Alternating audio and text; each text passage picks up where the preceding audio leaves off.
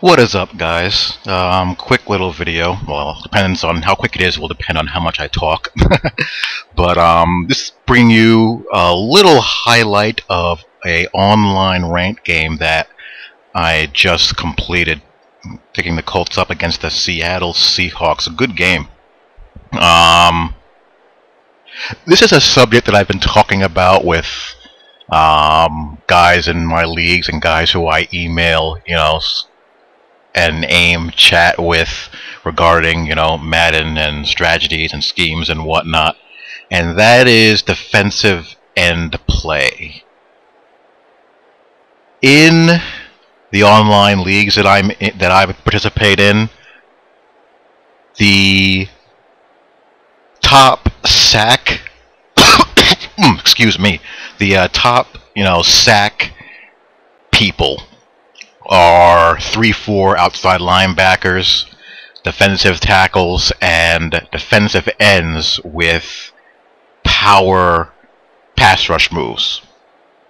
And it's been remarked that defensive tackles have an advantage in the game in the pass rush, which is partially correct, but it's more a factor of a couple of things. One is that the power move is a heck of a lot more effective, and for some reason when you have your lineman AI controlled, is triggered more than the finesse move. Even if you're using a finesse move pass rusher, getting the proper finesse move to trigger is much more difficult to do than when you're using a power pass rusher.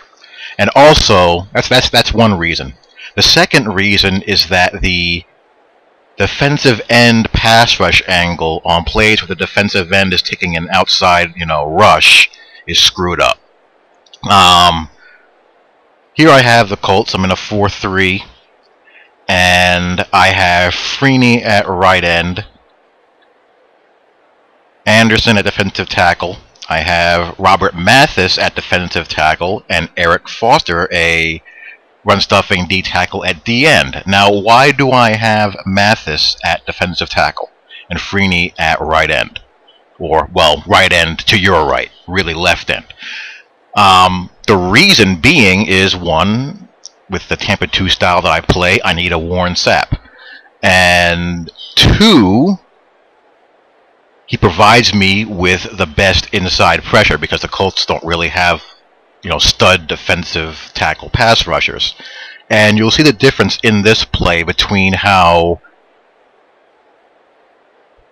Mathis takes his pass rush angle defensive tackle and Freeney's. And I'm using the guy next to Mathis. He has straight up field, spins off of him, which is good, which is what Mathis does. He has a high finesse move rating. Whap! Causes the pressure, which leads to the INT.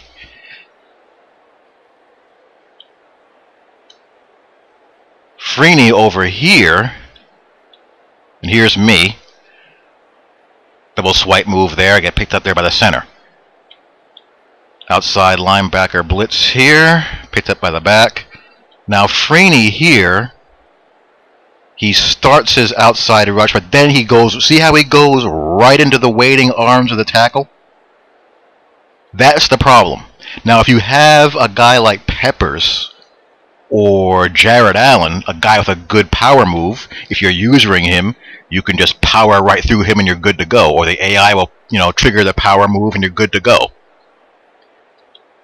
But with a finesse rusher, it really dilutes their effectiveness because first he charges upfield and then he won't engage his spin move or finesse move until he turns back inside. As opposed to Mathis at defensive tackle, he goes right in, whap. If Mathis was over here, he wouldn't do that spin move until right now, and it just takes too much time because he has too much ground to cover. What Freeney has to do, or needs to do, he needs to continue that charge upfield, and if he can, just beat him with speed. If he can't, either bend the pocket like so, or where is he? Or spin back inside, like so. And that rarely happens with AI-controlled Freeney. The way AI-controlled Freeney gets his pressure is if I have him sent on an inside stunt, and he engages right with an inside lineman, or if I re-blitz him, he will take his outside pass and either beat the guy with speed, or if the pressure comes up the middle, like so, and the quarterback goes to the right, Freeney will track him down like a dog. Or if I'm usering him, I do the inside spin move myself.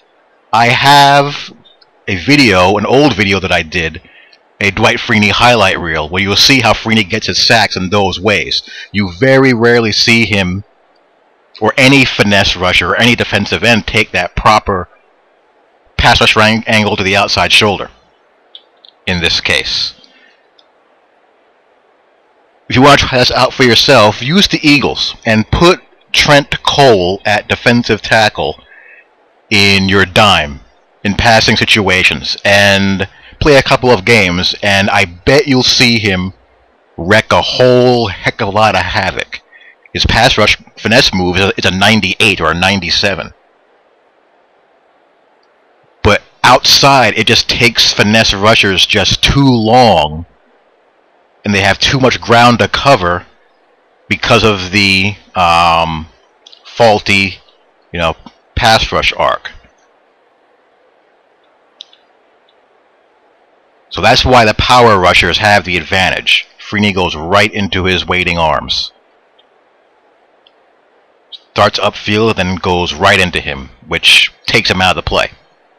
So that is that. Try that little experiment if you want to. Play with the Eagles or play with the Giants. Slap, tuck JPP or OC inside in your dime. If you're using the Eagles, put Trent Cole at defensive tackle, and you'll see the difference, because Mathis is headed at defensive tackle straight upfield. He's able to spin off and get in, as opposed to defensive end where he'd go upfield into the tackle and then do his move, which takes him out of the play. So that is an area that needs to be fixed, instead of having us have to, re-blitz our guys and all that kind of stuff. It should work properly by default, but there you have it. Take care. Peace.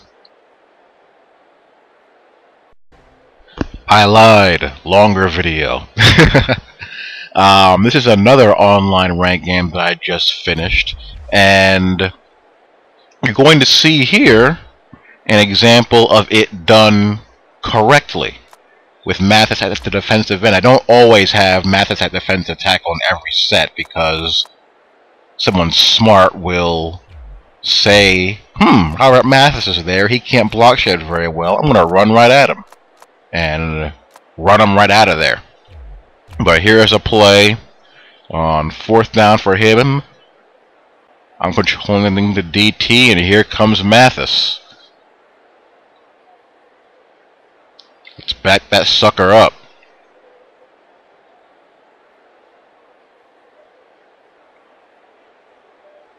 Spread the line a little bit, and he comes up and spins off of him like he should, with his high 90s or low 90s finesse move. Has the tackle outmatched. You see it's a little bit wider because of the spreading of the line. Whap! Spin move.